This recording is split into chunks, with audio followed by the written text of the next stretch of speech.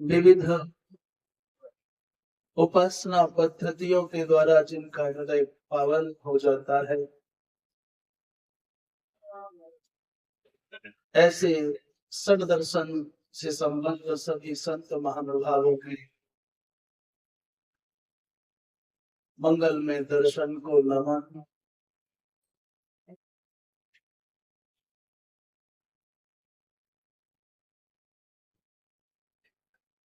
दूर दूर से पधारे हुए सत्संगानुरागी सुखी श्रोता बंधुओं की उपस्थिति का अभिनंदन, और जिनकी उपस्थिति के बिना कोई भी महोत्सव पूर्णता को प्राप्त नहीं होता, ऐसी मातृशक्ति, मंगलमयी मातृशक्ति का गौरव में अभिनंदन। गीता भवन के इस पावन परिसर सत्संग भवन 3 नंबर गीता भवन से हम वेदव्यास जी महाराज की मंगलमयी वाणी का आश्रय लेकर महाभागवत अर्थात देवी पुराण का आश्रय लेकर भगवत चर्चा का रसपान कर रहे हैं। बहुत बार लोग ये कहते हैं जी सेठ जी की बात, स्वामी जी की बात, भाई जी की बात,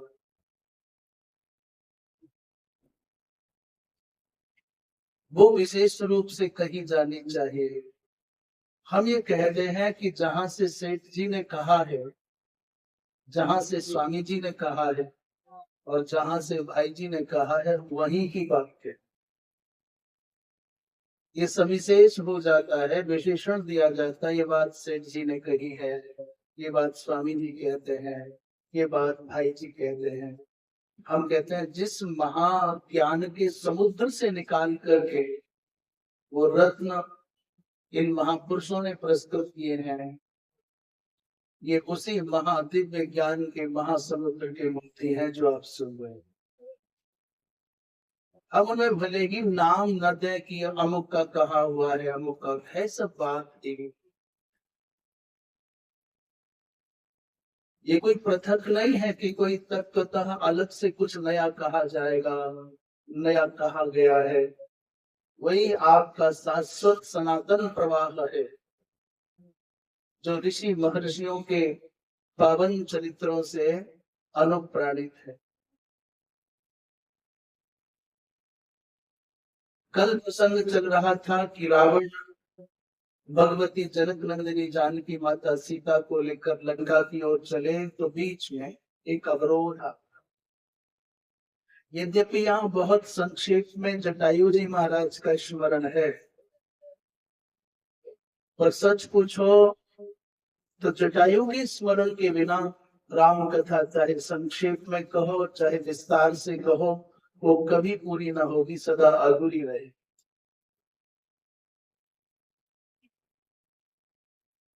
यहाँ तो केवल इतना है कि भगवान राम ने उनका अंतिम संस्कार अपने हाथ से किया है, और जब जब ये बात चित्त में आती है, तत्र दृष्ट्वा पतंगेशम जटायुम छिन्न पक्षतिम,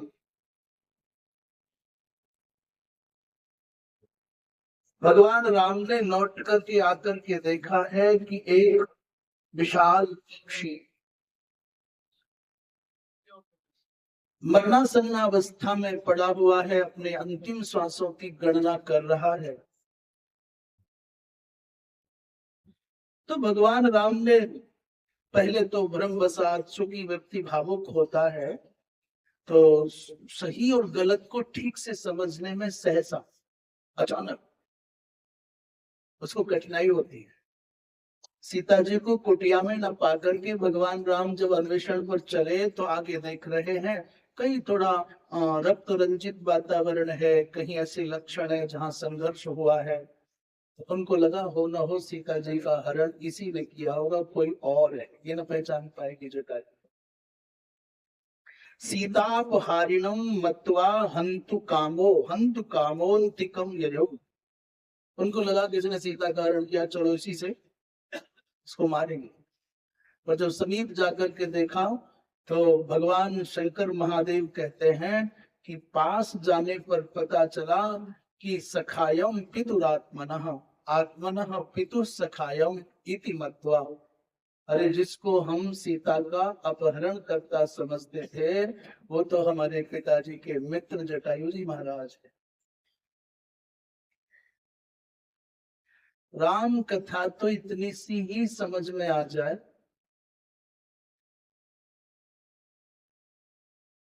कि रावण अपने मामा मारीच को मृग बनने के लिए विवश कर रहा है। ये भी क्यों शांति भंग करता है, ऐसे भी चुप करो। हाँ, गलत खटपट सी कर रहा है, कितनी नीरवता है, कितनी शांति है, कितना अच्छा लगता है। कहीं दूर दूर तक कोई आपको, और ये पंखा का सुख, ये कूलर का सुख आपको, आपकी शांति को कितना क्षति पहुंचाता है आपको पता ही नहीं। और भगवान कितनी कृपा करके शीतल वायु के झोंके से आपको सुख पहुंचाते हैं आपको पता ही नहीं चलता। बहुत बार हम सुख की सुविधा की अभिलाषा में अपने आसपास अशांति का जमावड़ा बना लेते हैं, एक क्रिएट करते हैं नई प्रकार का शोर, और उस नई प्रकार के शोर में खोजते हैं कहाँ मिले हमारी शांति, कहाँ मिले हमको सुख, कहाँ मिले हमें शांति। ले लो शांति, मिल गई। और मुझे के भाई जी है ना, कूलर की हवा का इतने ठंडे मौसम में बोलिए वृंदावन बिहारी लाल की। तो इतनी बात समझ में आ जाए कि एक है मामा रावण है, मामा मारीच को क्या बना रहा है, बोले मृग बन जा मेरा काम बने। और एक है भगवान राघवेंद्र जो अज्ञात पक्षी को केवल एक विश्वास पर, जटायु ने कहा कि तुम्हारे पिता दशरथ मेरे मित्र हैं,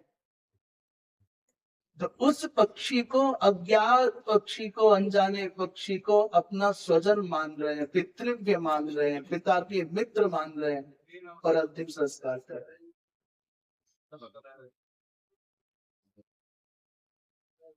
रावण की वृत्ति में और राम की वृत्ति में यह महान अंतर है कि रावण अपने स्वजनों को पशु तक बनने के लिए विवश करने पर काम बने, पर राम ऐसे हैं। भाई वो तो बहुत जरूरी बात करें, कर लो कोई बात नहीं। उस वो फोन को लेकर किरानी कथा सुना रहे हैं, मोबाइल में फोन कथा सुना रहे हैं।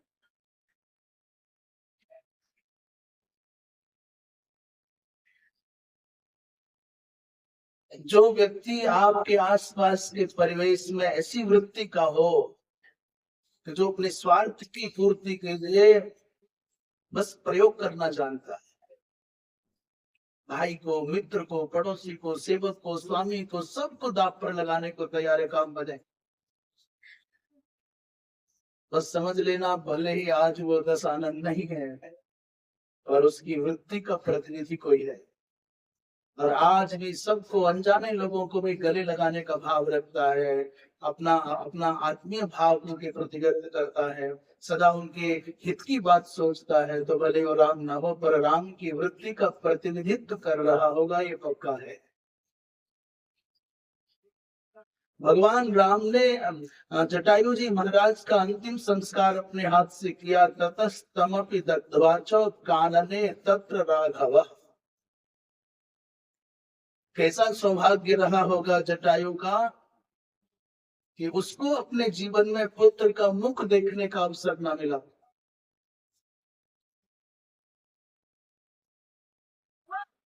परंतु भगवान ने पुत्र की भूमिका निभाई, अंतिम संस्कार अपने हाथों से किया। और कैसा अद्भुत कर्म रहा होगा दशरथ जी महाराज का कि भगवान पुत्र बनकर के आए, पर पुत्र का जो दायित्व है वो दशरथ के प्रति न निभा पाए। इसमें कहते हैं कि रहस्य है रहस्य ये है कि दशरथ जी महाराज और जटायु की मित्रता कहाँ हो गई। दशरथ जी महाराज और जटायु की मित्रता हुई देवासुर संग्राम के समय पर। देवताओं का दैत्यों के साथ युद्ध होता था। उस युद्ध में देवताओं का पक्ष लेकर के लड़ने के लिए दशरथ जी महाराज आमंत्रित और जटायु भी आमंत्रित। देव वर्ग से बाहर की शक्तियां हैं, दशरथ जी महाराज है, जटायु है, इसलिए आपस में परस्पर प्रीति हो गई, परिचय हो गया, संबंध बन गया, सख्य बन गया। और ये बात यहां तक पहुंची, दोनों निसंतान है, अपना अपना दुख दर्द बांटते हैं। दशरथ ने कहा कि जब कभी मुझको पुत्र होगा तो मित्र में तुमको स्मरण कर। और जटायु ने भी कहा कि जब कभी ऐसा संयोग बनेगा तो मित्र मैं तुमको स्मरण करूंगा। पर दोनों अपने अपने जीवन में और दूरियां बहुत थी, समझ लीजिए, संयोग न बन पाए। जटायु को पता चल गया कि दशरथ को पुत्र हो गया है, पर दशरथ ने मुझको आमंत्रित नहीं किया है, तो मन में ये भाव तो था। और भगवान से प्रार्थना करते थे, प्रभु आपने मेरे मित्र को पितृत्व का सुख दिया है, मैं उससे वंचित हूं, क्या मेरे जीवन में भी कभी ऐसा अवसर आएगा कि मुझे पितृत्व का सुख मिल पाएगा। तो उस एकांत में इस पक्षीराज जटायु की प्रार्थनाओं का ये फल हुआ कि भगवान ने कहा दशरथ को पितृत्व का सुख मिल गया है, मैं दशरथ जी महाराज का पुत्र कहलाऊंगा, दशरथ जी महाराज मेरे पिता कहलाएंगे। ये सुख अलग है, कीर्ति मिलेगी, और वास्तव में पितृत्व के प्रति पुत्र का जो कर्तव्य होता है वो मैं तुम्हारे लिए निभाऊंगा। इसलिए भगवान राम ने पिताजी के अंतिम संस्कार में सम्मिलित होना, ऐसी परिस्थितियां नहीं बनी कि पिता के संस्कार में रहें, पर जटायु के संस्कार में। और ये ऐसे ही नहीं मिलता, ये गौरव, ये सम्मान, ये सुख ऐसे ही नहीं मिलता, व्यक्ति को अपना पूरा जीवन लगाना पड़ता है, तब जाके कहीं किसी जीवन के मोड़ पर ये पवित्र घटनाएं घट पाती हैं जो जटायु के साथ में घटे। अच्छा सबको लगता, हमको भी लगता अंतिम समय में भगवान आ जाएं, हमको गोद में उठाएं, हमारे अंतिम संस्कार में शामिल हो जाएं, पर क्या हमने वैसा किया है। जटायु माने एक पात्र है, जटायु माने एक पक्षी है, और पक्षी भी वैसा है जिसको आप थोड़ा विचार करके देखेंगे तो संभव है कि पूरी सृष्टि में संभव है कि अकेला पक्षी है जिसके ऊपर समाज का कोई ऋण नहीं है। चिड़िया भी दाना खाती होगी, सामान्य से सामान्य चींटी भी कुछ ना कुछ आपका चीनी आटा खाती होगी, पर जटायु ऐसा पक्षी है कि जो समाज के द्वारा उसका समाज का जो उपयोगी पदार्थ है, आप बता दो गीध किसी का कुछ भी उपयोगी पदार्थ का सेवन करता हो, मरा हुआ पशु, सड़ा गला मांस, दुर्गंधि युक्त मांस पड़ा है, यूजलेस, जो किसी के काम का नहीं है, लोग समझते हैं ठिकाने लगे तो अच्छा है, उस गंदगी को साफ करने का काम जटायु करता है, गीध करता है। ना आपका गंगा जल पीता है, ना आपकी नदियों का जल मांगता है, ना आपसे अन्न मांगता है, ना फल मांगता है, और ना जीवित पशुओं को खाता है। अपने जीविका के लिए, अपने जीवन के लिए समाज पर इतना भी आश्रित नहीं है जटायु माने गीध।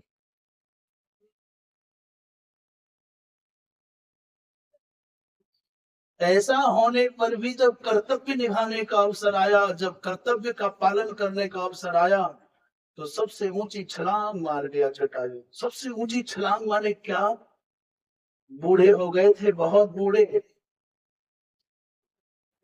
प्राय से हम सब एक ही, अब हम सब क्या 50 बार 60 बार लोग एक ही जैसे हो जाते हैं, थोड़ा बहुत इधर उधर रहता है।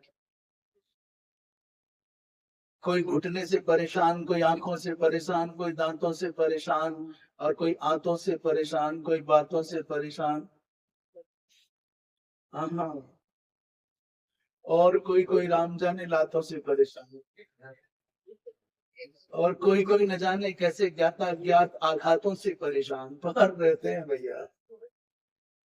जितनी बड़ी उम्र उतनी ही दर्द भरी दास्तान।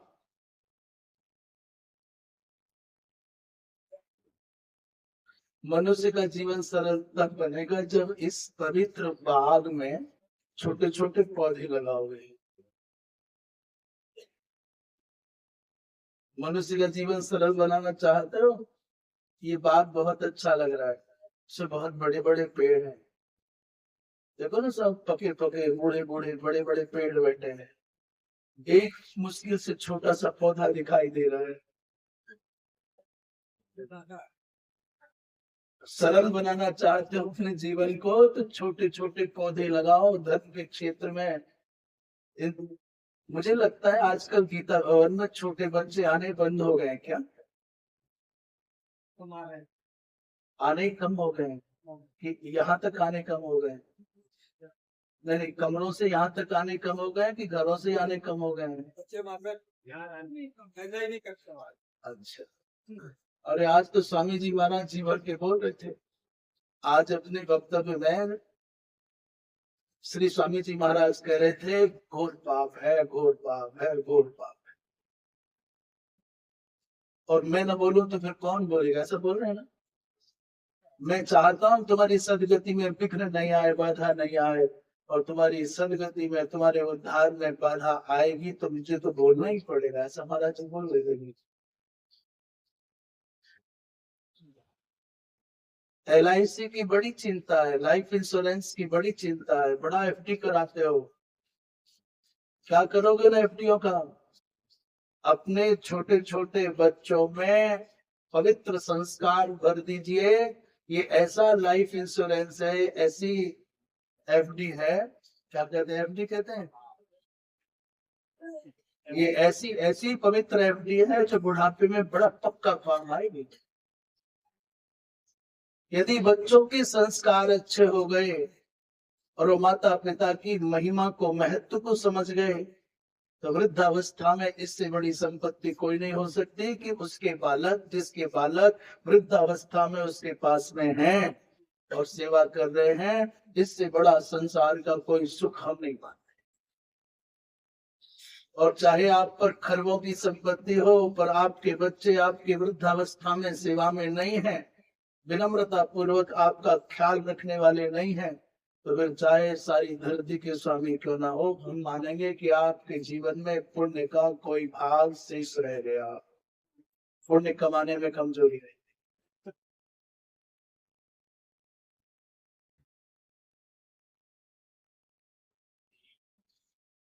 जटायु जी महाराज अर्थात कौन? जिसके ऊपर कोई समाज का कर्ज नहीं है, ऋण नहीं है, अत्यंत वृद्ध है। और जब रावण सीता जी का हरण करके ले जाने लगा तो वहां कोई और नहीं था, और जटायु जी के पास में बहाने बनाने के सारे कारण हैं। मेरे कौन से घर की बच्ची जा रही है, मेरा क्या? ले जाने वाला जाने, और जो जा रही है वो जाने, जिसकी बच्ची जा रही है, पत्नी जा रही है, वो मरे, बस को क्या। अपनी शांति में खलल क्यों डालो, और घने से पेड़ों के झुरमुट में चुपचाप आंख बंद करके तमाशा देखते सो जाते। और भले बनने का नंबर आता तो रो के कहते मेरी आंखों से देखना कम हो गया। अब सुनो पुलिस जा रहे हैं, काम काम को निकल। अब पंखों में शक्ति नहीं है, उड़ा नहीं जा रहा है। राम मुझे पता नहीं चला, पता चलता तो मैं सीता को बचने के बहाने बनाने के सारे कारण विद्यमान हैं। परंतु धन्य है जटायु जिन्होंने अपनी आंखों से होते हुए न्याय को देख करके पलायन नहीं किया, वो मौन नहीं रहे। मूक दर्शक बन करके बुराई को देखना, अन्याय को देखना, अत्याचार को देखना, ये बुराई करने वाले का समर्थन करना ही है, उसका पोषण करना ही है, उसको एक प्रकार से आगे बढ़ने का साहस देना है। यदि तुम जिंदे हो, तुम में सामर्थ्य है, तुम्हारे मुख में जिह्वा है, और आपकी आंखों के सामने अन्याय होता, अत्याचार होता है, यदि उसका तुम प्रतिरोध नहीं कर सकते तो चिल्ला तो सकते हो ना। और अपने क्या क्यों झंझट में पड़े। हम तो खिड़कियां बंद करके और शांति से सो जाते हैं कि क्यों चक्कर में पड़ना है। जटायु को जो अंतिम समय में भगवान राघवेंद्र का अंक मिला है, गोद मिली है, अंतिम संस्कार भगवान ने किया है, वो ऐसे ही नहीं किया। जन्म जन्म मोहि जतन कराही और अंतराम कही आवत नहीं। अंतिम समय में भगवान के नाम की स्मृति हो जाए, नामोच्चारण हो जाए, कितनी कितनी कठिनता बताते हैं कि कितना मुश्किल है, कितना दुष्कर है। जटायु जी महाराज ने देखा भी, प्रतिरोध भी किया, संघर्ष भी किया, और परिणाम की चिंता भी नहीं की। ये नहीं सोचा कि मेरे हाथ में, मेरे हाथ नहीं, उसके 20 हाथ हैं, उसके पास अस्त्र शस्त्र हैं, मेरे पास कोई अस्त्र शस्त्र नहीं है, उसके पास रथ है, मेरे पास तो कोई साधन नहीं है। परिणाम की परवाह बुद्धिमान करता है, हृदय जी की नहीं करता। जो हृदय से जीता है वो परिणाम की चिंता नहीं करता, वो अपने कर्तव्य का विचार करता है, मुझे क्या करना चाहिए, क्या नहीं करना चाहिए। इसीलिए जटायु जी महाराज ने जब अत्याचार का विरोध किया, तो भले ही उनको सफलता नहीं मिली हो। आजकल के लोग कहते हैं सक्सेस बहुत आवश्यक है, सफलता बहुत आवश्यक है, सफलता होनी चाहिए। हम कहते हैं सफलता माने संसार का सबसे बड़ा भ्रम है। छोटे से बच्चे से लेकर के बूढ़े तक मरे जा रहे हैं, हाय सफलता, हाय सफलता, हाय सफलता। हम कहते हैं सफलता क्या है? किसको सफलता मानते? एक बालक पढ़ करके बड़ा हो गया, नौकरी करने लगा, सफल हो गया। किसी व्यक्ति ने अपना घर बना लिया, सफल हो गया। किसी व्यक्ति ने समाज में कोई पद पा लिया, सफल हो गया। अरे बाबा, ये सफलताएं नहीं है। सफलताएं आपको मशीनी बना करके छोड़ देते हैं, यहाँ यंत्रवत जीवन बना करके छोड़ देते हैं, आप खिलौना भर बन करके रह जाते हैं। आपका जीवन किसी उद्देश्य के लिए है, फिर उद्देश्य में सफलता मिले ना मिले, लक्ष्य आपको मिले ना मिले, पर उद्देश्य यदि लोक मंगल का है तो फिर आपका जीवन सफल है। जैसे उदाहरण के तौर पर हमारी दृष्टि में सबसे पहला नाम आता है जटायु। जटायु जी महाराज ने एक लक्ष्य चुना, सीता जी की रक्षा करनी है, सम्मान की रक्षा करनी है। वो रावण को मार ना पाए, सीता को बचा ना पाए, अपनी जान दे दी। अपने उद्देश्य में सफल नहीं हो पाए, तो इसका मतलब जटायु असफल है। पर असफल होने पर भी उद्देश्य की पवित्रता के कारण, उद्देश्य की दिव्यता के कारण आज लाखों वर्षों के बाद भी जटायु जी महाराज का स्मरण होता है, सम्मान पूर्वक। अनेक उदाहरण हैं, चाहे महाराणा प्रताप की बात करो, चाहे महारानी लक्ष्मीबाई की बात करो, अनेक उदाहरण हैं। इन्होंने एक उद्देश्य के लिए अपने जीवन की यात्रा को आगे बढ़ाया, और वो उद्देश्य पूरा नहीं हुआ, सफल नहीं हुआ, सांस पूरे हो गए, तो भी लोग आज तक उनका सम्मान करते हैं, उनका स्मरण करते हैं। ये है जीवन की सफलता।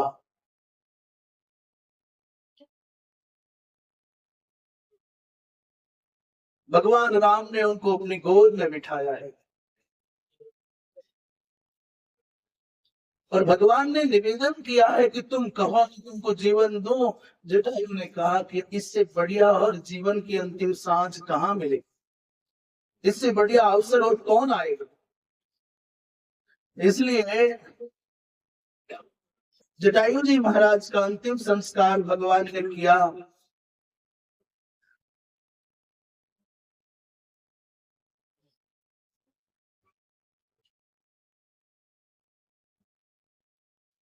उसके बाद भगवान राम ने कबंध को मारा है। कबंध को मार करके भगवान ऋष्यमुख पर्वत के समीप गए।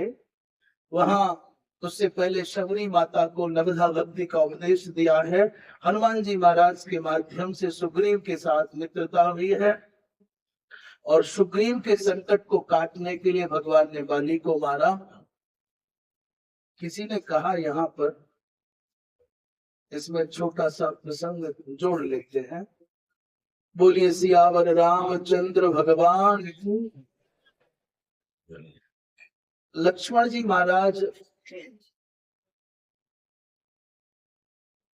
सुग्रीव के साथ जब हनुमान जी मित्रता करा रहे थे तो लक्ष्मण जी महाराज को बड़ा आश्चर्य लग रहा था। सुग्रीव जब कहता प्रभु मैं क्या करूं, मेरे भाई ने मुझे मारा है, मेरे भाई ने मेरा घर छीन लिया, मेरी बच्ची मेरे परिवार को अपना बना लिया और मुझको मारने के लिए दौड़ता है। तो दीनहीन की भांति जब सुग्रीव अपना रोना रो रहे थे तो लक्ष्मण जी महाराज कहते हैं कि जो अपना घर नहीं बचा पाया वो हमारा संग क्या निभाएगा, हमारे क्या काम आए, इससे मित्रता करने का क्या फायदा है। और ठीक इससे विपरीत भगवान राम जैसे जैसे सुग्रीव बोलते जाते वैसे वैसे आंखें नम होती चली जाती और ऐसा लग रहा है भगवान राम को जैसे सुग्रीव अपनी कथा नहीं सुना रहा, सुग्रीव तो मेरी कथा सुना रहा है। जरा सोचो, जब राम ने कहा और जब सुग्रीव ने कहा कि प्रभु मैं जंगल जंगल भटकता हूँ, मेरा घर छिन गया, मेरा राज्य छिन गया, राम जी कहते हैं ये तो हमारे साथ भी हो रहा है।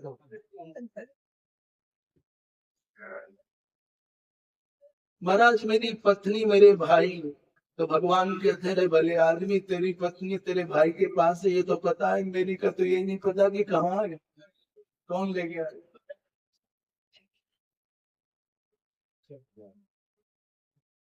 जो शास्त्रों में कहा है समान शीलम व्यसनेषु सख्यम, जिनके जिनके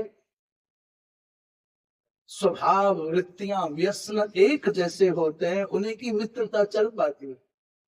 राम जी समझ गए मेरा दर्द यही जान पाएगा, कोई और नहीं जान पाएगा। जाके पैर न फटी विवाही असो का जाने पीर पर आए, वो दूसरे का दर्द क्या समझेगा।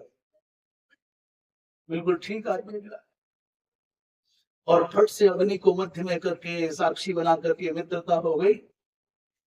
लक्ष्मण को बिल्कुल सहन नहीं हो रहा है।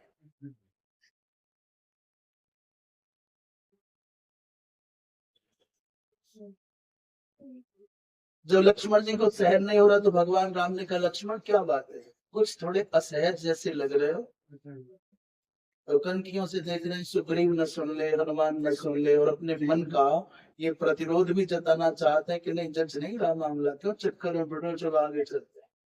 तब भगवान राम ने कहा लक्ष्मण मैं जो सुग्रीव के साथ मित्रता कर रहा हूँ ये मेरे मन से नहीं कर,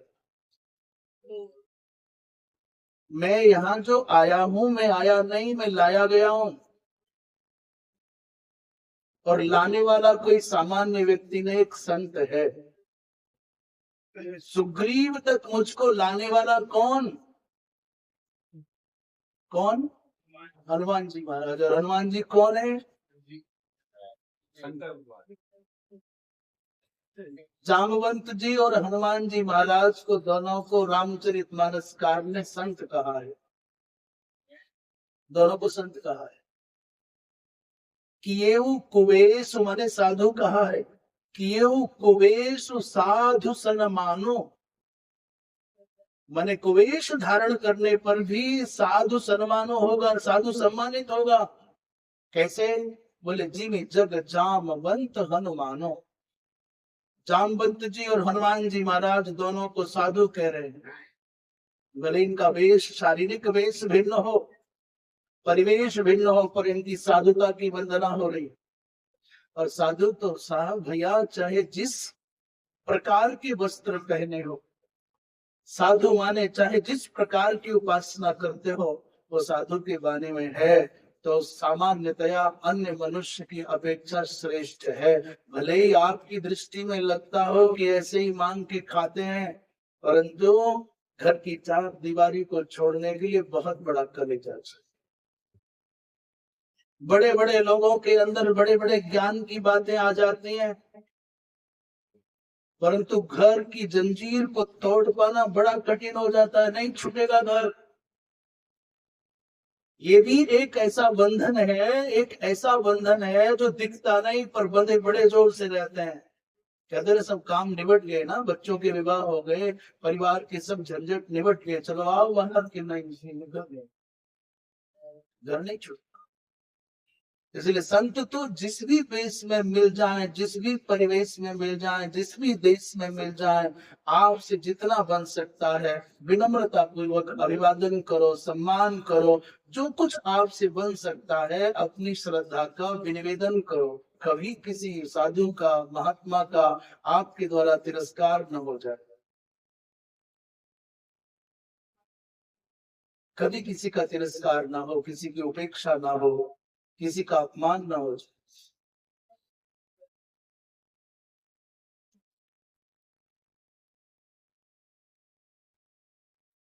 बोली वृंदावन बिहारी लाल की।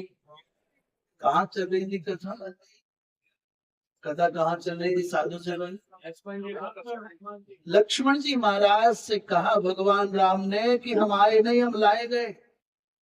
और लाने वाला कौन? बोले हनुमान।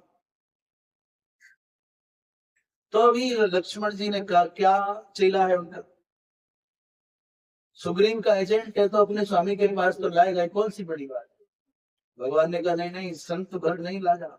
जाने से पहले मरना सन्ना अवस्था में, अर्थात संसार छोड़ने से पहले याद करो लक्ष्मण। शबरी ने क्या कहा? संसार छोड़ने से पहले कोई भी व्यक्ति कितना भी कैसा भी क्यों ना हो, पर क्यों झूठ बोलेगा? और ये सुग्रीव कोई उसको प्रलोभन नहीं देता होगा। सुग्रीव के पास में देने के लिए कुछ नहीं है, पर शबरी भी प्रशंसा कर रही है, सुग्रीव की बात कर रही है। शबरी ने कहा था हमारा सुग्रीव से मित्रता करना हो काम आएगा। गजब की बात है, संसार छोड़ने से पहले एक वृद्धा माता कहती है सुग्रीव से मित्रता करो। हनुमान मुझको लेके आते हैं, संत लेके आते हैं सुग्रीव के पास। और एक आश्चर्य की बात है, कबंध अथवा विराट, इन दोनों में से किसी एक ने भगवान को, शायद कबंध ने कहा था महाराज ऋषिमुख पर्वत पर सुग्रीव तुम्हारे काम आएगा। एक दैत्य कहता है कि सुग्रीव काम का है, एक शबरी भक्तिमती माता कहती है सुग्रीव काम का है, एक संत यहाँ तक मुझको लेकर के आया है, सुग्रीव के पास लाया, मैं क्या करूं बेटा। सारी घटना है खींच खींच करके यहाँ तक ला रही हैं, तो भी लक्ष्मण जी को समाधान। राम जी ने कहा देखो सीता भी चाहती है कि सुग्रीव हमारे काम। लक्ष्मण ने कहा सीता कैसे चाहती है कि सुग्रीव हमारे काम के? कुछ समझ में आया कि नहीं आया? सीता कैसे आ गई यहाँ बीच में? सीता कैसे आई बीच में यहाँ? हाँ, राम जी ने कहा कि देखो आकाश मार्ग से जाती हुई बिलकती हुई सीता जी ने भी अपने अलंकार, अपने वस्त्र यही डाले हैं, वो भी बताती है ये काम का कहीं भी डाल सकते। इसलिए सुग्रीव से मित्रता नहीं करने आए। सुग्रीव हमारी आवश्यकता है, नैसर्गिक प्राकृतिक, हमने नहीं चाहा है। अब बता, सीता जी की बात टालो, समरी की बात टालो, संत की बात टालो, किसकी बात? लक्ष्मण ने कहा प्रभु जो अच्छा लगे सो। राम वास्तव में राम है। हम संसारी लोग चुनाव करते हैं, चयन करते हैं, तो व्यक्ति का व्यक्तित्व देख करके चयन करते हैं। इसके पास पैसा कितना है, इसके पास पद कैसा है, तो जिसके पास पैसा होगा, पद होगा, पावर होगी, उसके साथ गिनगिना करके भी रहने को, फोटो खिंचाने को मिल जाए तो धन्य मानते हैं अपने आप। दूसरे लोगों को बता पाएंगे कि मेरा बहुत मामला बहुत अच्छा है। पर भगवान राम ने चयन करने में बाली की अपेक्षा सुग्रीव को क्यों चुना? ये अंदर का मामला है। बाली ने कहा कि महाराज आपको राजनीति नहीं आती, यदि आपको सीता चाहिए थी और रावण के सामने तुमको खड़े होने की आवश्यकता थी, तो मैं ऐसा हूं कि तुमको लड़ने की आवश्यकता न पड़ती, मैं रावण को यही बुलाता, और इशारा भर करता, रावण आपके चरणों में दंडवत करता और सीता दे जाता, झंझट ही खत्म हो जाता। पर आपको नीति नहीं आती, राजनीति नहीं आती, राजपुत्र नहीं आती। और उसको क्या पता है कि यदि बाली के माध्यम से यदि सीता पाई जाती तो सारे संसार में राम की कीर्ति पर कलंक लग जाता। और बाली जिस वृत्ति का व्यक्ति था, बाली का अंतिम समय का जो संबोधन है, उद्बोधन है, वो अलग है। परंतु बाली जीवन भर गाली दे दे करके जीने ना देता राम को। तो वही है ना, मेरी वजह से तेरी पत्नी तेरे घर आई। और सुनो, जो एहसान जताते हो ऐसे व्यक्ति के भूखे मर जाना, परंतु अहंकारी व्यक्ति के द्वारा दिया गया एक कण भी कभी न लेना।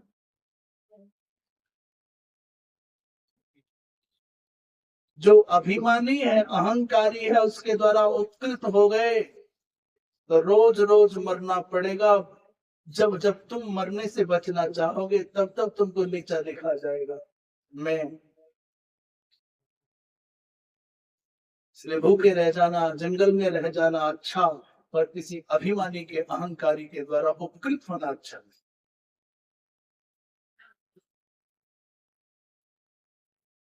सुग्रीव के साथ में मित्रता हुई तो भगवान चुन रहे हैं केवल आलम्बन। अच्छा, सुग्रीव में एक बात, भागता बहुत है सुग्रीव, इतना भागता है, इतना भागता है, इतना भागता है, इतना भागता है कि उसको मुझे तो ऐसा लगता है वाल्मीकि रामायण पढ़ोगे ना तो भौगोलिक दिशाओं का, विदिशाओं का, नगरों का, उपनगरों का, राज्यों का जितना ज्ञान सुग्रीव को है, शायद उतना ज्ञान धरती पर किसी को ना। वाल्मीकि रामायण में कई अध्यायों में सुग्रीव कहता है, राज्य गिनाता जाता है, कुछ बताता है उस दिशा में, इसके बाद ये, इसके बाद ये, इसके बाद ये, इसके बाद ये। तो मुझे तो लगता है ज्योग्राफी का बहुत जोरदार ज्ञानी विद्वान है। बाली के डर के मारे भागा तो खो, जब तक वो संसार के लिए भागता रहा तब तक उसको दुख उठाने पड़े। पर जैसे ही उसके भागने की दिशा मुड़ी और भगवान के लिए भागना प्रारंभ किया तो सारे दुखों का अंत हो गया। जब तक हम संसार के निमित्त भागेंगे तब तक हमारा भागना दुखद होगा, और जैसे ही भगवान के लिए भागना आरंभ हो जाएगा तो दुखों का अंत हो जाएगा। तारा ने एक बात बहुत जोरदार लक्ष्मण जी से कही। अभी मान लीजिए बाली मर गया, सब हो गया, भगवान का चातुर्मास्य हो गया, उसके बाद जब सुग्रीव भूल गया, नहीं आया, तो भगवान ने कहा जाके कहो उसको जिस बाण से मैंने बाली को मारा वो बाण चलाना भूला नहीं है। तो जब रुष्ट होकर के लक्ष्मण जी मारा जाए तो बीच में बाली की पत्नी तारा, उस तारा ने कहा भगवान 100 अपराध किए होंगे सुग्रीव ने, 100 दुर्गुण होंगे सुग्रीव के अंदर, 100 बुराइयां होंगी, पर एक अच्छाई है जिसको आप नहीं ना समझ पा रहे। लक्ष्मण जी ने कहा वो क्या? बोले इस व्यक्ति में एक बात विशेष है कि जिस काम को ठान लेता है उस काम को पूरा किए बिना फिर विश्राम नहीं लेता। अब ये घर में है ना, कितने वर्षों से दुखी जीवन जीता था, अकेला अनाथ की भांति भयाक्रांत होकर के जीता था। राम की कृपा से जीवन में विश्राम आया तो थोड़ा सो गया है, गृहस्थी का सुख भोगने में लग गया, इसलिए बिसर गया है भगवान का, इसके भगवान के प्रति जो दायित्व भूल गया है। पर जिस पल ये उठ के खड़ा हो जाएगा सुग्रीव, तब तक नहीं बैठेगा जब तक अपने लक्ष्य को न पाए। और यही हुआ, जैसे राम जी के कार्य को संपन्न करने के लिए सुग्रीव घर से निकला तो तब तक नहीं लौटा जब तक काम पूरा नहीं हो गया। इतना काम का व्यक्ति आसानी से नहीं मिलता है। छोटे कुमार यदि सुग्रीव को मार दोगे तो अपना ही घाटा करोगे, मारो मत, इसे सुधारो। मारना समाधान नहीं है, सुधार लेना चाहिए। परित्याग कोई समाधान नहीं है, परिष्कार कर लेना चाहिए। किसी व्यक्ति के सुधरने के अवसर खोजने चाहिए, प्रकार खोजने चाहिए। बोलिए वृंदावन बिहारी। उसके बाद हनुमान जी महाराज आदित्य के साथ अंगद को नेतृत्व प्रदान किया है। शीतान भीषण कार्यार्थम दूतान प्रस्थापयत भूमि। चारों दिशाओं में बहुत सारे लोग गए हैं, और दक्षिण दिशा में जब भेजने का नंबर आया तो सब चुनिंदा छोटे छोटे विलक्षण विलक्षण महामनीषियों का एक समूह बनाए। और जब भी कोई संगठन बनाना हो, समूह बनाना हो, तो उसका नेतृत्व किसको मिले, इस पर विचार होना चाहिए। उसका मार्गदर्शक कैसा हो, इस पर भी विचार होना चाहिए। तो आपको आश्चर्य होगा कि अंगद को नायक बनाया गया, जाम्बवंत को नायक नहीं बनाया। आपको महान आश्चर्य होगा कि हनुमान जी महाराज क्या है, बुद्धिमताम वरिष्ठम है और ज्ञानी नाम अग्रगण्यम है, अतुलित बल के धनी है। उनके जैसा कौन होगा, पर हनुमान जी महाराज को नायक नहीं बनाया। चलो जामवंत अत्यंत वृद्ध है, उनको नहीं बनाया तो समझ में आता, पर हनुमान जी महाराज के रहते अंगद को नायक बनाने का उद्देश्य, बोले हनुमान जी में 100 नहीं 1000 अच्छाइयां हैं, पर एक बात की उनमें कमजोरी है कि वो भगवान राम का नाम सुनेंगे तो लक्ष्य भूल। अपनी शक्ति का विस्मरण जिसको हो जाए वो नायक बनने के योग्य नहीं है। जिसको स्वयं की शक्ति का सतत बोध हो और अपने साथ रहने वालों की सामर्थ्य योग्यता का सतत बोध हो, नायक वही अच्छा है। हनुमान जी महाराज को तो ठगने के लिए सबसे बढ़िया है कि श्री राम जय राम करो तो कारण में ठग लेंगे। गुरु असली भजन करता समझ करके वहीं डेरा जमा देंगे। हनुमान जी महाराज ऐसे हैं कि जिनको अपनी शक्ति का बोध नहीं है, उनको शक्ति का बोध कराने के लिए किसी जाम्बवंत की आवश्यकता है। हजारों अच्छाइयां होने पर भी हनुमान जी को नायक नहीं बनाया। शक्तिशाली, बुद्धिमान, सब कुछ अच्छा है, पर अंगद को क्यों बनाया? बोले अंगद में सारी की सारी विशेषताएं नायक बनने के युवा है। विनम्रता है, सामर्थ्य है, और ये बाली के गुण वाला है। ये युवराज होने के नाते सबकी आस्था का केंद्र, श्रद्धा का केंद्र माना जाएगा। इसलिए युवराज के रूप में अंगद को बनाया गया। दो भाइयों की चर्चा हम कल कर रहे थे, एक तो जटायु और एक संपाति। जब संपाति के पास में सब बानर पहुंचे, अपार समुद्र को देखा, लंका का कोई अता पता नहीं, मार्गदर्शक कोई नहीं, तो बड़े चिंतित बानर बैठे हैं। संपाति इनको देख करके अपना भोजन समझने लगा। महोत्सव हो गया संपाति के लिए, एक एक करके मरता जाएगा और मेरा भंडारा होता जाएगा। अंगद की भूमिका का इस समय आपको दर्शन होगा। ये बात न हनुमान जी महाराज के चित्त में आई, न जामवंत के चित्त में आई। अंगद ने उसी समय अवसर को देखा और बिना किसी कारण के अचानक जटायु का स्मरण करने लगे। नायक ऐसा होना चाहिए जो स्थिति को भांप करके तुरंत समाधान की ओर चिंतन करने लग जाए। उन्होंने कहा एक ये है श्रीमान जी, जो भगवान का काम करने के लिए आने वाले भगवान के भक्तों के मरने की प्रतीक्षा कर रहे हैं, मनौती मना रहे हैं कि मर जाएं तो हमारी भूख मिटे, हम भोजन पाए। और धन्य है जटायु जो भगवान राम का कार्य संपन्न करने के लिए अपने जीवन की आहुति देकर के अमर हो। एक जटायु जो भगवती जनकनंदिनी जानकी के प्राणों की रक्षा करने के लिए, सम्मान की रक्षा करने के लिए रावण से भिड़ गया, और एक अभागे श्रीमान जी ये है जो हमको खाने की तैयारी कर रहे। बस इतनी सी बात कहने की देर थी, संपाति की आंखें सजल हो गईं। वो भोजन को भूल गए, वो किसी की मृत्यु की संभावनाओं को भूल गए, और बड़े करुणा के साथ में कहने लगे, भैया मेरे पास आओ, मुझे बताओ तुम मेरे भाई जटायु को कैसे जानते हो? अंगद ने कहा जटायु तुम्हारा भाई है? बोले हाँ हाँ मैं बड़ा भाई, वो छोटा भाई। आपको जटायु और संपाति के भ्रातृत्व का दर्शन करना है तो मैं कहूंगा, जो मनुष्य होकर के, जो सनातन धर्मी होकर के अपने भाई के साथ भूमि के विवाद का समाधान पाने के लिए कोर्ट जा रहे हैं, मेरी दृष्टि में वो गीधों से भी गए गुजरे लोग। भाई होकर के भाई के साथ बंटवारे का विवाद है, भूमि का, भवन का, संपत्ति का, सोने का, चांदी का, खेत का, खलिहान का, और तुम पुलिस के यहाँ जाते हो, तुम कोर्ट कचहरी जाते हो, तो आप तो गीधों से भी गए गुजरे हो। क्यों बने मनुष्य? संपाति ने कथा सुनाई। संपाति ने कहा जब दोनों युवा थे, किशोर थे, उस समय दोनों एक दूसरे से आगे बढ़ करके ऊंचा उड़ान उड़ना चाहते थे। महत्वाकांक्षाएं जब महत्वाकांक्षाएं जब उड़ान भरती है ना, तो ना पिताजी दिखाई देते हैं, ना भैया दिखाई देता है, ना मित्र दिखाई देता है।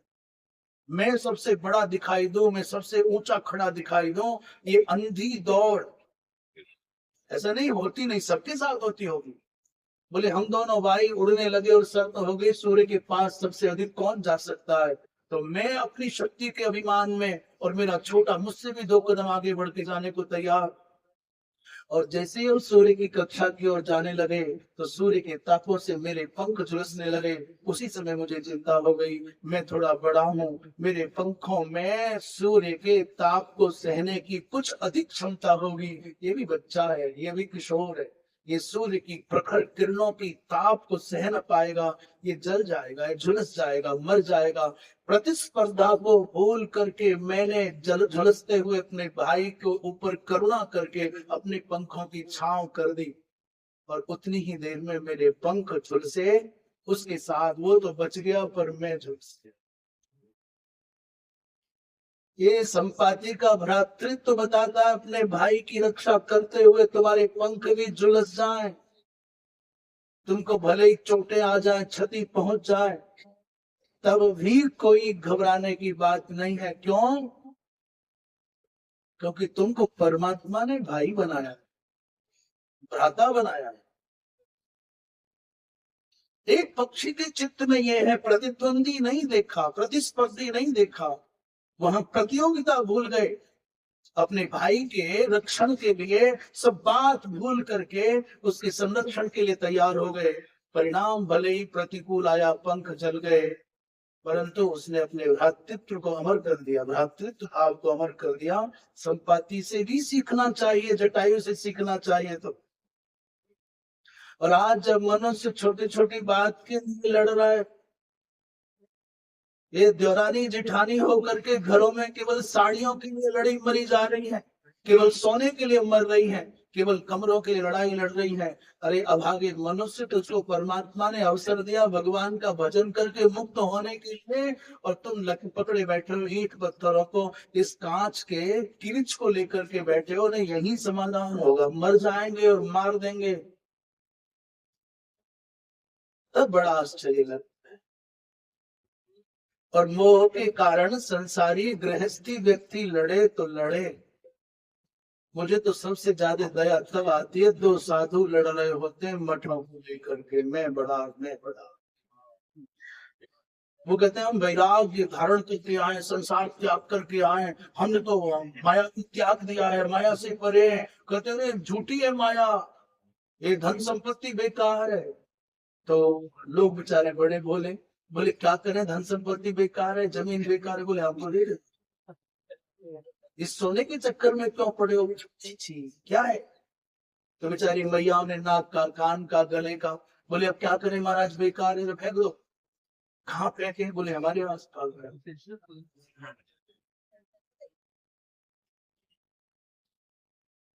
सबसे ज्यादा दया आती है जब सनातन धर्म की ध्वजा लेकर के चलने का दावा करने वाले अपने अधिकारों और अपनी संपत्तियों और अपने मठों और अपने मंदिरों को बचाने के लिए कोर्ट कचहरी के चक्कर लगाते घूमते हैं। अरे बाबा, उसी समय कह दे कि अब तक हमने गोटी छानी, इसके बाद तू कोर्ट छान। एक महात्मा का किसी राजा के साथ में अनुबंध हो गया किसी प्रकार से, और महात्मा की पार्टी कुछ ठीक ठीक जम गई। राजा इतना भावुक हो गया, उसने कहा गुरुदेव मैं तो सब छोड़ करके वन में जाना चाहता हूँ, आपकी चरणों की कृपा मिल जाए। तो राजा ने राज्य का दायित्व तो महात्मा को दे दिया। महात्मा ठहरे मनमौजी, उनको शासन करना आता नहीं। वो तो सवेरे उठते ही अपना घूमना, फिर बढ़िया जो भजन करना है भजन करना, बढ़िया से भोजन करना, थोड़ी बहुत देर मंत्रियों की परामर्श से कुछ हाँ हूं कर देना। परंतु उन महात्मा के शासक बनने का लाभ ये हुआ कि जनता में धार्मिकता का भाव बढ़ा, संघर्ष की वृत्तियां कम हो गई, योद्धा कुछ उदासीन जैसे हो गए। तो किसी पड़ोसी राज्य के राजा को पता चला कि इस समय सेना उदासीन है और भजनानंदियों की भीड़ ज्यादा लग गई है। तो उस पड़ोसी राजा ने आक्रमण करने की योजना बनाई कि इसको अपने विलय कर लेते हैं। मंत्रियों ने, सेनापति ने आकर के महाराज को कहा, मैंने महाराज जी को कहा, बाबा जी को, महाराजा और महाराज इतना ही तो अंतर है, वो राजा था ये महाराजा। करे महाराज गड़बड़ हो गई क्या? बोले पड़ोसी देश का जो राजा है वो आक्रमण करने की तैयारी कर रहा है, गुप्तचरों ने बताया। अच्छा आने दो, तुम तो घोटो छानो आनंद करो, हरि भजन करो।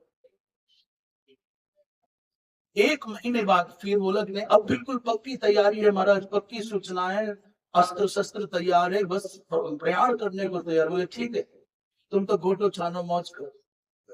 महाराज सेना आ गई, पूरा नगर घेर लिया, महाराज मस्त आनंद में, वो भजन, वो घूमना, वो भोजन, आनंद। सेनापति ने कहा महाराज अब तो आदेश करो, कुछ करना ही होगा, जान बचानी होगी। बोले चुप रहो, शांत रहो, आनंद रहो, कुछ नहीं लड़ना झगड़ना नहीं। उस राजा ने सुना भाई कोई मामला क्या है, कोई तैयारी नहीं, क्या है? जब बिल्कुल अंतिम समय आ गया तो इस महात्मा ने कहा भाई उस राजा से हमारी एक बार मुलाकात करा, वो क्यों आक्रमण करना चाहता है, क्यों लड़ना चाहता है, एक बार हमारी बात करो। तो राजा मिलने आया, महात्मा जी ने अपना दंड कमंडल उठाया, बोले आज तक हमने घोटी छानी बेटा, आज के बाद तू घोट काय का लड़ना, आज तक हमने चलाया अब तू चला। इस सुख को नित्य मानता है। पहले वाले राजा नहीं रहे, जो पहले के राजा थे वो नहीं रहे, और अभी तक हमको लोगों ने राजा बनाया था, आज के बाद हम भी नहीं। तू रहे और सदा रहना बेटा, और जाए तो साथ में लेके जाना होगा। ऐसे दंड उठाया और कमंडल उठाया, चल पड़े। उस राजा को बेचारे को ये समझ में नहीं आया कि मैं रो के हंसू।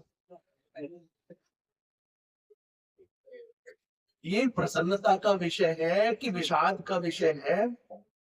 जिस राज्य को पाने के लिए मैं महीनों से योजना बनाता था, वर्षों से योजना बनाता था, कितना बड़ा सपना देखा था, ये संघर्ष होगा, लड़ाई होगी, युद्ध होगा, जीतेंगे और कब्जा करेंगे, और वो राज्य इतनी आसानी से मिल रहा है, ये एक पल में छोड़ करके चल पड़े। उस राजा, जो राजा युद्ध की तैयारियां करता था वर्षों से, एक पल लगा महात्मा के संग से उसके चित्त में वैराग्य आ गया। बोले महाराज ये राज्य मुझे भी नहीं चाहिए, मैं भी संगी चल। भाई काहे का संघर्ष है? अपने अभिमान को, अपने अहंकार को, अपनी जिद को थोड़ा सा संयम में रख लो, थोड़ा झुकना आ जाए, दूसरे के मन और मान का आदर करना आ जाए, तो सच पूछो तो आप ही को जीवन जीने का ढंग आ जाए। दूसरे का मन रखना आ गया, दूसरे का सम्मान रखना आ गया, थोड़ा झुकना आ गया, अपने अहंकार को छोड़ देना आ गया, तो सच पूछो आप ही को जीवन जीना आ गया। अन्यथा तो चाहे कपड़े बदल दो, चाहे धाम बदल दो, और चाहे नाम बदल दो, कुछ होगा नहीं। जो आग अंदर जलती थी वो आगे भी जलती रहेगी। एक महात्मा थे, बड़े अच्छे, अच्छे का मतलब बहुत अच्छे, और सच में ही बहुत शांत, बड़े विरक्त, बड़े शीतल, बहुत आनंद के महात्मा। और वैराग्य का स्तर ऐसा था कि गांव के बाहर जंगल में, खेतों में छोटी कुटिया बन जाती, उसमें न ओढ़ने का, न बिछाने का, न दीपक, न आग, कुछ नहीं रखते। महात्मा ने रसोई रख ली ना, तो समझ लो जान को झमेला हो गया। साधु को रसोई नहीं रखनी चाहिए। रसोई रखी तो गैस सिलेंडर ला, बर्तन ला, आटा दाल चावल ला, और फिर ये आ गया, फिर वो है ही नहीं कुछ रसोई, तो आ जा बेटा, हम मांग के लाए, तू भी मांग के ला। साधु के यहाँ रसोई होना माने फिर तो फिर बच ले बेटा, कैसे बचेगा। पवित्रता के नाम पर, आचार विचार के नाम पर जो साधु रसोई लेके चलते हैं, वो झमेला ही लेके चलते हैं। पेट की आग बुझानी है चुपचाप, समय पर जब आग लगे पेट में, तो किसी के घर से लकड़ियां ले आए, दो चार, और डाल माने ईंधन ले आए, और सुहा सुहा करके झंझट खत्म हो जाए। महात्मा जी इतने अच्छे कि कोई चूल्हा नहीं, कोई कुछ झमेला ही नहीं, टाट पर बैठ जाते, जो आता वो भी नीचे जमीन पर बैठ जाता। तो ये प्रसिद्धि हो गई, महात्मा जी बहुत शीतल स्वभाव के हैं, बड़े शांत हैं, बड़े सिद्ध हैं, इनको क्रोध नहीं आता, और आता भी नहीं था। चेला रखते नहीं थे, शिष्य बनाते नहीं थे, रुपया पैसा फल प्रसाद का कोई झंझट नहीं था, तो काहे का गुस्सा आएगा। एक दिन उन महात्मा जी के पास में गौरांग जी पहुंच गए, और महाराज से कहा, महाराज जी आग है क्या। तो महाराज जी जितने मधुर थे, जितने मीठे थे, शांत थे, बड़ी मधुरता से बोले, नहीं नहीं भैया आग नहीं, नहीं हमारे पास आग। अच्छा, तो चलेंगे लौट करके। 2 मिनट बाद फिर आ गए, बोले बाबा जी आग है क्या। तो महात्मा जी ने कहा, भाई आपसे अभी तो बताया था आग नहीं है, क्या बात है, आग नहीं है भाई। वो चलेंगे, फिर लौट करके 2 मिनट 5 मिनट बाद आ रहे, बोले बाबा आग है क्या। तो महात्मा जी की आग धीरे से आ रही हो। महात्मा जी ने कहा, भाई क्या बात है, ये ठीक है ना, कह दिया ना आग नहीं है, दिख नहीं रहा है, कोई धुआं नहीं, आग नहीं, ये नहीं वो नहीं, क्या क्या आग लगा है। चले गए, फिर लौट करके चौथी बार आ गए, बोले बाबा अब की बार तो पूछ नहीं पाए आग नहीं है क्या। अरे ओ तुम्हारा दिमाग खराब है क्या, शांति भंग करते हो, तुमको आग दिखाई देती है, कह दिया ना आग नहीं है। फिर चले गए गौरांग जी, लौट करके अब की बार आए, बोले बाबा आ गया क्या। उठ करके बाबा पत्थर लेकर के भागे, मैं तो तेरा आग मैं दूंगा। थोड़ी देर बाद 10 मिनट बाद जब ठंडी हुई आग, तो फिर भाई जी फिर आ गए, बोले महाराज आग तो थी पर बहुत छुपा के रखी थी, दबा के रख रखी, आग तो है, आग है पर बहुत दबा के छुपा के रखी हुई है। महात्मा जी ने कहा क्या मतलब। बोले मतलब कुछ नहीं महाराज, आग ना होती तो ये भड़क के चिंगारियां कैसी। ये जो छुपा के रखा हुआ है ना अंदर, लोग कहते हो बहुत सत्संगी हैं, बड़े धार्मिक हैं, बड़े आचार विचार वाले, साहब बड़े अच्छे महात्मा हैं। ये छुपी हुई आगों की चिंगारियां भी चतुराई से दबाई जाएगी, तो एक समय अवसर पा करके निकलने की संभावना रहेगी। इसलिए दूसरे के मन और मान का आदर रखने के साथ साथ अपने अभिमान को नियंत्रण में रखना आ जाए, थोड़ा धैर्य आ जाए, तो जीने का ढंग आ जाए। इतने सुंदर, इतने छोटे, इतने अल्पकालीन जीवन को जो आनंद के लिए मिला है, उसे नरक बनाने पर तुला हुआ है मनुष्य। अपने बड़े से बड़े दोषों के परिष्कार के लिए कोई विचार नहीं है, पर दूसरे की छोटी सी त्रुटि देखता है तो सारी दुनिया में गाने के लिए तैयार है। अभी भी कहता हम धार्मिक हैं और हम अमुक हैं, हम अमुक। जीवन जीने का ढंग आना चाहिए। मुझसे पूछा था ना जीवन जीने का सरल क्या है, यही है। वो सामने वाला सेवक है, स्वामी है, छोटा है, बड़ा है, उसके मन का आदर करना। अनुशासित नैतिकता के परिप्रेक्ष्य में एक विशेष जोड़ दें। नैतिकता के परिप्रेक्ष्य में दूसरे का मन रखना आ जाए, दूसरे का मान रखना आ जाए। क्यों कहा नैतिकता के परिप्रेक्ष्य में?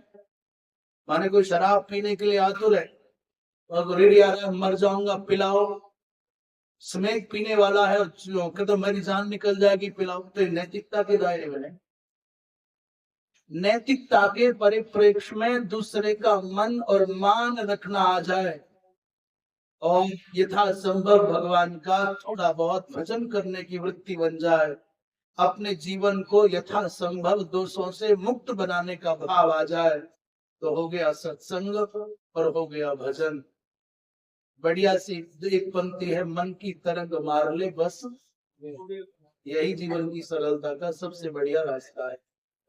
मन की तरंगों को मारना आ जाए, मन की खुजली परेशान करती, उस पर नियंत्रण करना आ जाए, भगवान की माया से बाहर कैसे निकले, यही रास्ता है। इससे बढ़िया कोई नहीं। सवेरे जगने से लेकर रात्रि शयन पर्यंत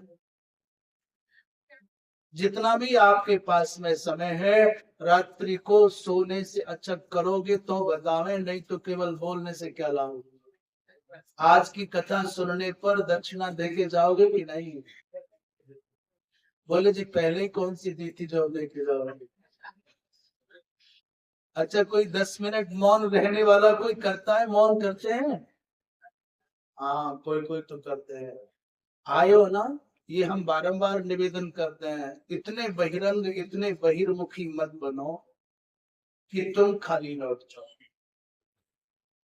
हम साधु हैं, हम गृहस्थ हैं या विरक्त हैं, तीर्थ में आध्यात्मिकता का जो प्रभाव है वो सामान्य नगर की अपेक्षा उत्कृष्ट होता है।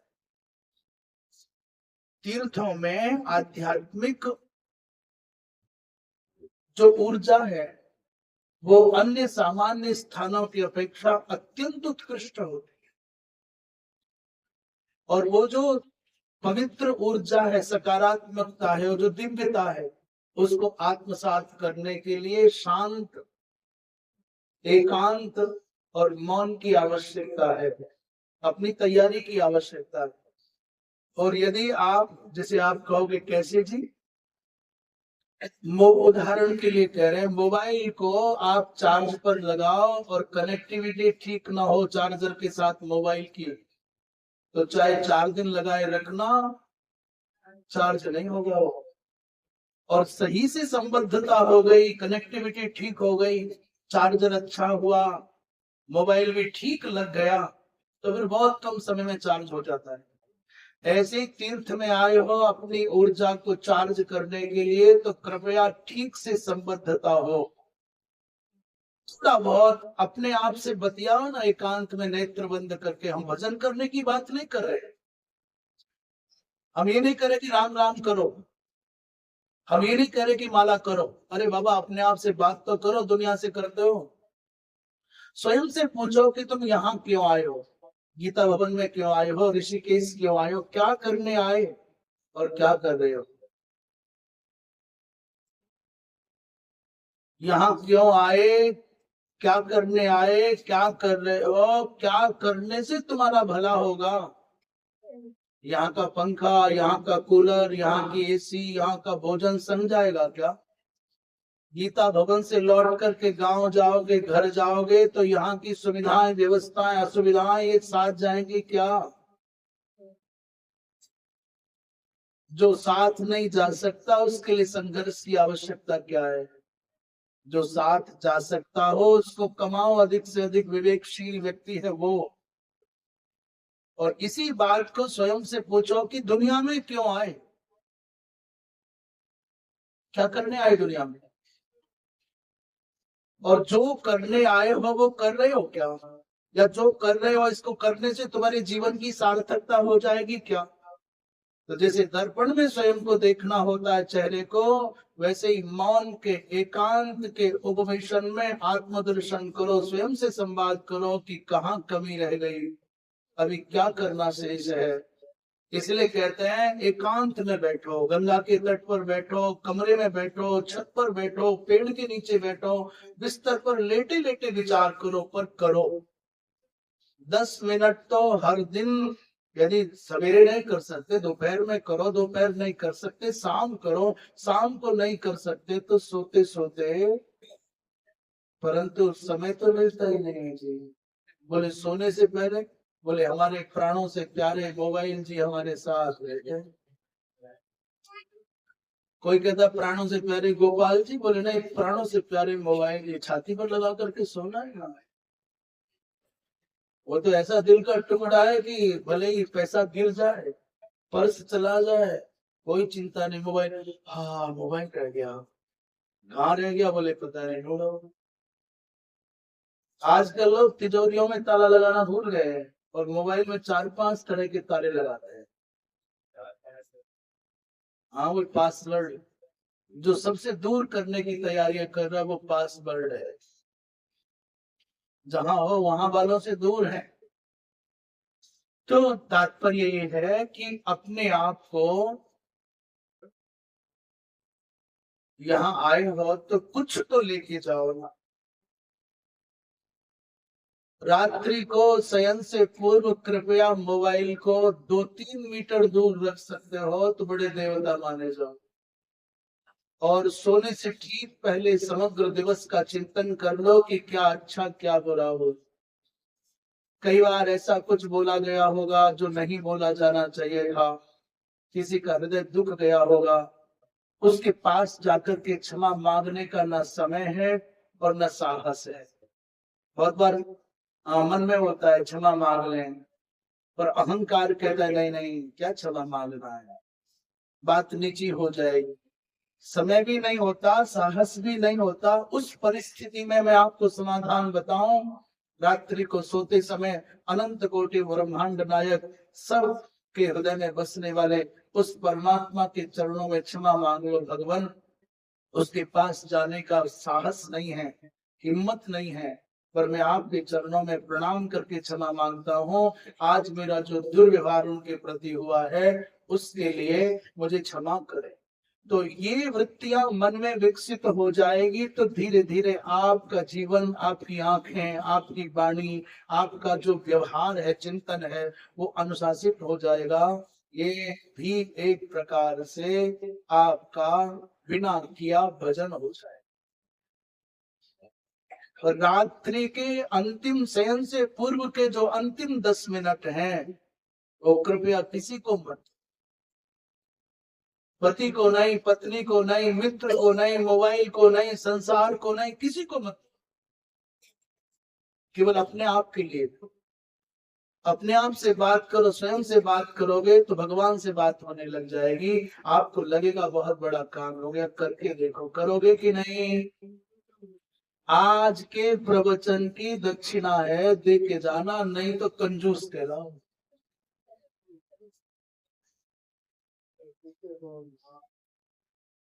बोले वृंदावन बिहारी लाल की।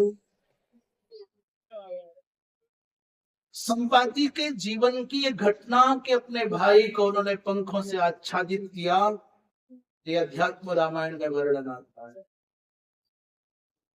इसने कहा महाराज मेरे पंख जल गए, पर आज आपका संग। एक और गजब की बात, रामायण माने कैसी संदेश देती है।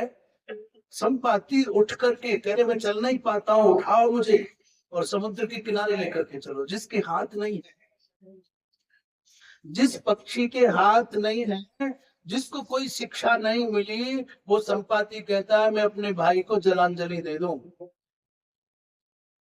अपने भाई की मृत्यु का समाचार पाने वाला एक गीध कहता है अपने भाई को जलांजलि दूंगा, मुझे समुद्र के किनारे ले चलो। और उसने अपने भाई को जलांजलि कैसे दी होगी? बोले चंचू से अपनी चोंच से पानी भर भर करके अर्पित कर रहा है। इसके बाद कहते हनुमान जी महाराज को जाम्बवंत ने समझाया और जामवंत का निर्देश पाकर के हनुमान जी महाराज ने उल्लंघ के सागरम घोरम शतयोजन विस्तृतम 100 योजन विस्तीर्ण समुद्र का लंघन किया और हनुमान जी महाराज 7 रात्रि तक लंका में रहे। कितने दिन रहे? 7। अनवेशयन जनकजाम सप्तरात्राणि मारुति। सायंकाल को प्रविष्ट हुए, रात्रि में समग्र लंका का भ्रमण किया, फिर अशोक वाटिका के मध्य में सीता जी का दर्शन हुआ। उसी समय हनुमान जी सोचने लगे सीता जी से। यहाँ जो कथानक का क्रम है, सीता जी से सीधा संवाद नहीं हुआ। अचानक हनुमान जी महाराज ने देखा बहुत सुंदर एक मंदिर है। उस मंदिर में गए तो उस मंदिर में भगवती माँ जगदम्बिका ततस्तन मंदिर द्वारम, वहां जाकर के हनुमान जी ने देखा कि भगवती जगदम्बा तो यहाँ नहीं। रावण की प्रार्थना पर जो जगदम्बिका लंका में रहती थी, उस मंदिर में हनुमान जी महाराज पहुंचे। नित्यंतीम प्रहसंतीम च सहिताम योगिनी गणई, ऐसी भगवती को हनुमान जी महाराज ने जो नृत्य कर रही थी, जो आनंदोल्लास में भरी थी, उनको प्रणाम करके हनुमान जी महाराज ने कहा, माँ आपके आग्रह पर, आपकी आज्ञा से विष्णु मनुष्य बनकर के, राम बनकर के आ गए हैं। इस रावण को मारने के लिए आपने मनुष्य बनने का राम जी को निर्देश दिया था। और अहम शिवोहम अपि संभूय वानरोत्र समागतः, मैं शंकर हनुमान बनकर के, वानर बनकर के आ गया हूँ। आप आज भी लंका में बैठी हो, इसलिए जब तक देवी आप लंका न छोड़ेगी तब तक रावण का अंत न होगा। अपने वचन को पूर्ण करो। ऐसा कह करके हनुमान जी महाराज ने जब निवेदन किया तो भगवती ने कहा कि जिस समय इस दुरात्मा ने सीता का अपमान किया था, उसी समय मैंने मन बना लिया था। सीताव माने नापी रुष्टा हम, और ऐसा कह करके भगवती माँ जगदम्बा लंकापुरी का परित्याग करके चली गई। और जैसे ही भगवती जगदम्बा ने लंकापुरी का परित्याग किया तो कह रहे हैं उसी समय हनुमान जी महाराज ने मंदिर को तोड़ा, वृक्षों को उखाड़ना प्रारंभ कर दिया। रावण को पता चला तो उसने अक्षय कुमार को भेजा, जिसको मार दिया हनुमान जी महाराज ने।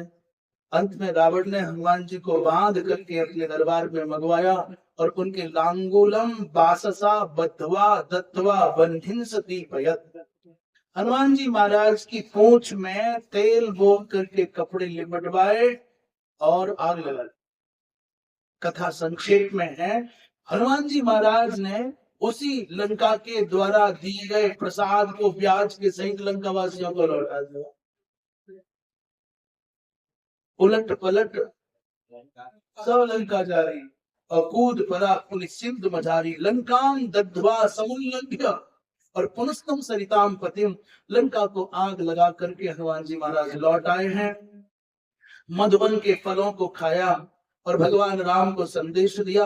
श्रावण शुक्ल पक्ष की 10वीं को भगवान राम ने ऋष्यमुख पर्वत से, या कौन से पर्वत पर थे, वहां से लंका की ओर प्रस्थान आरंभ किया है।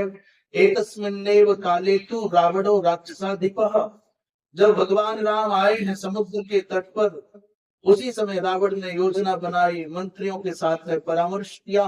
विभीषण जी ने कहा, भैया मेरी एक विनम्र प्रार्थना है, आप मान जाओ तो आपका भी हमारा भी इस लंका का भी कल्याण हो।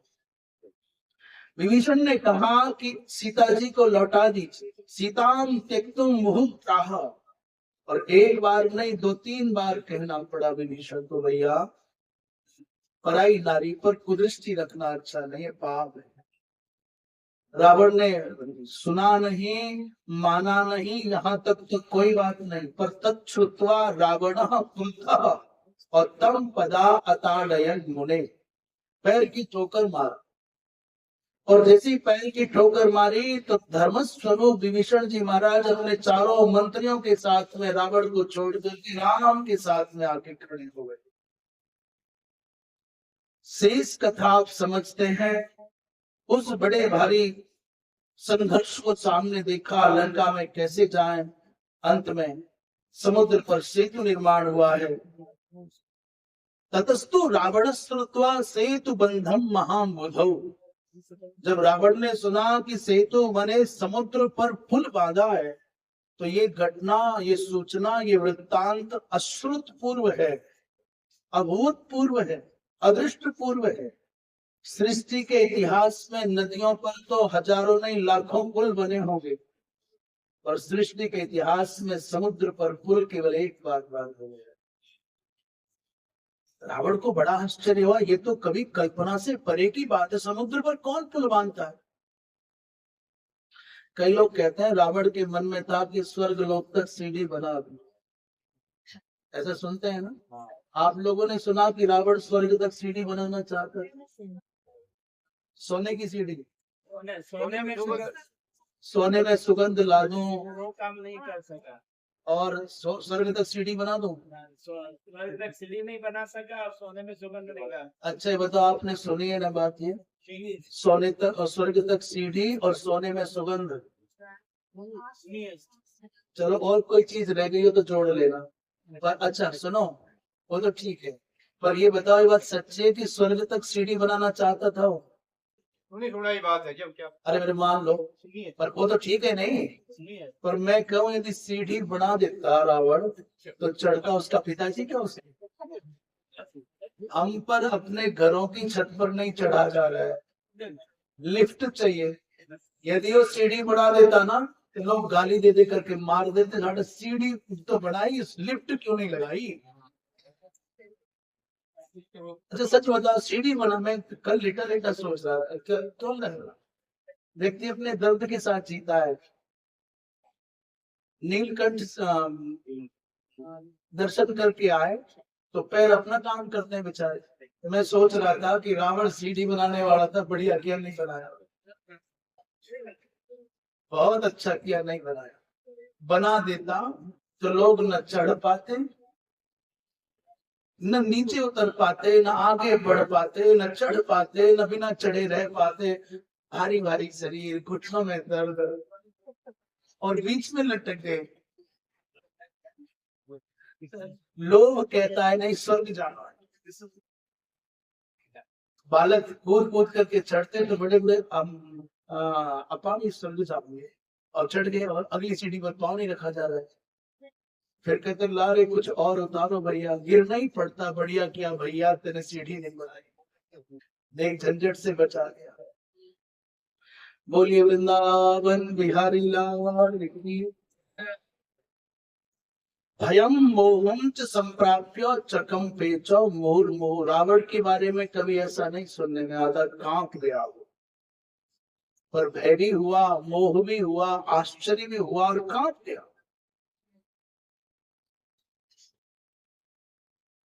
इतने बंदरों ने लंकापुरी को घेर लिया। कह रहे हैं नासीद बानर शून्यम तो स्थलम किंचिन महावते।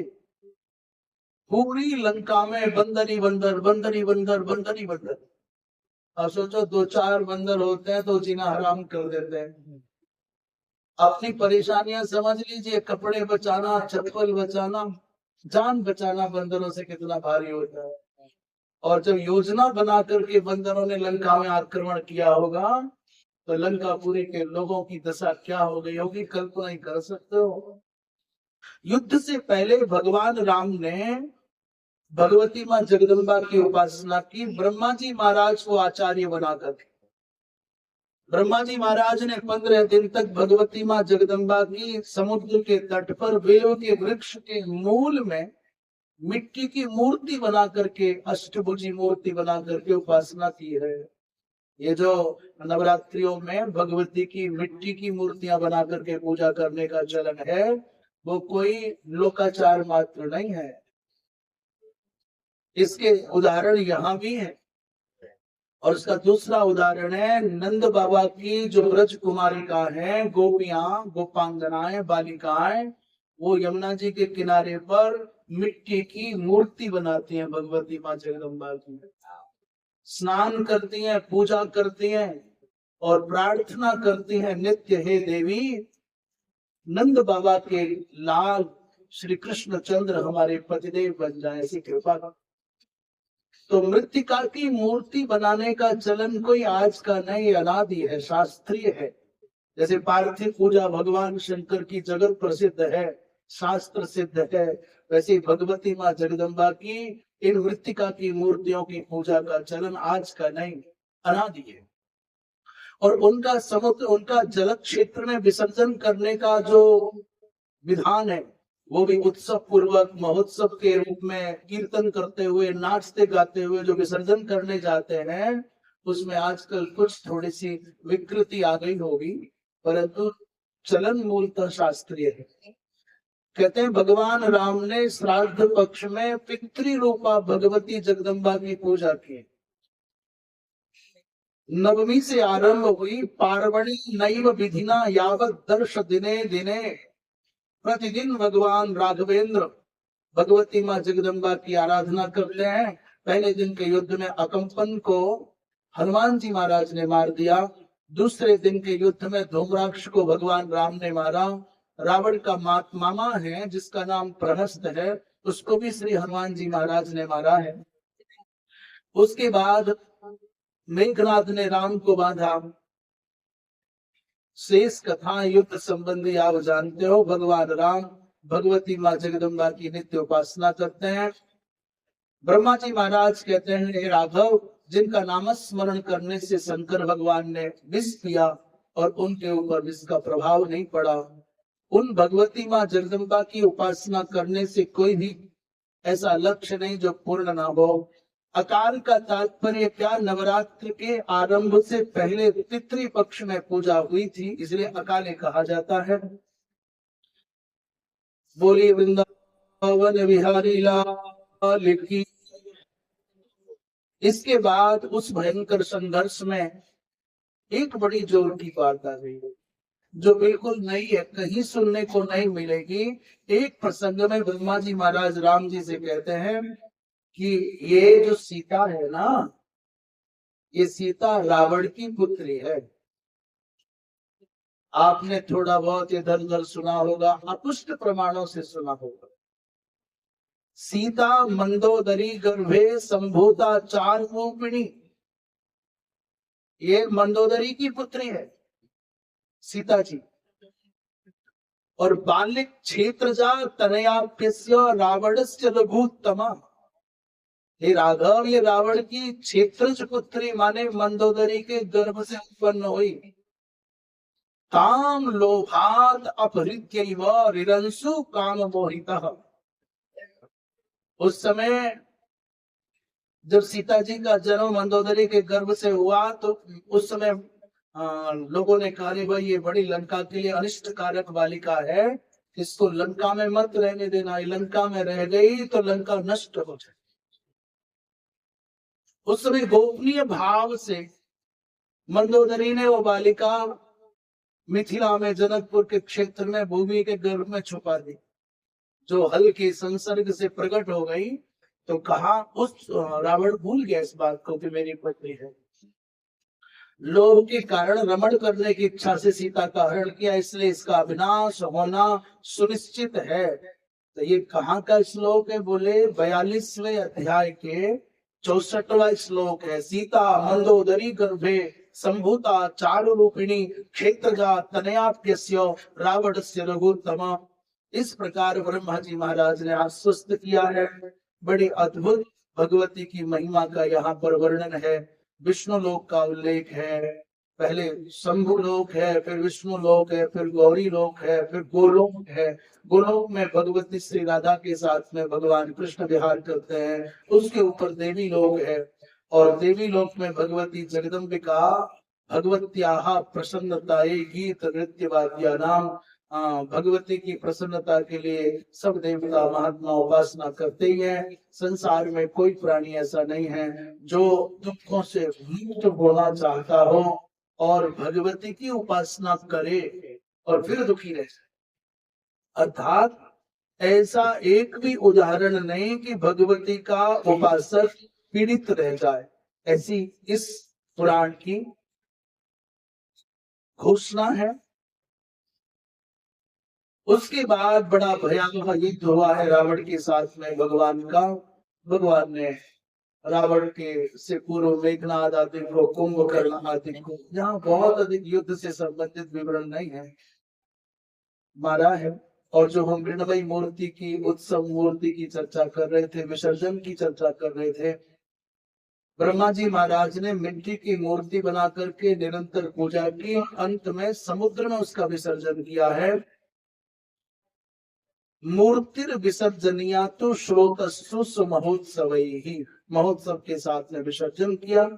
इसी के साथ आज रावण की मृत्यु के साथ में हम कथा को विराम दें। श्रीमन्नारायण नारायण नारायण।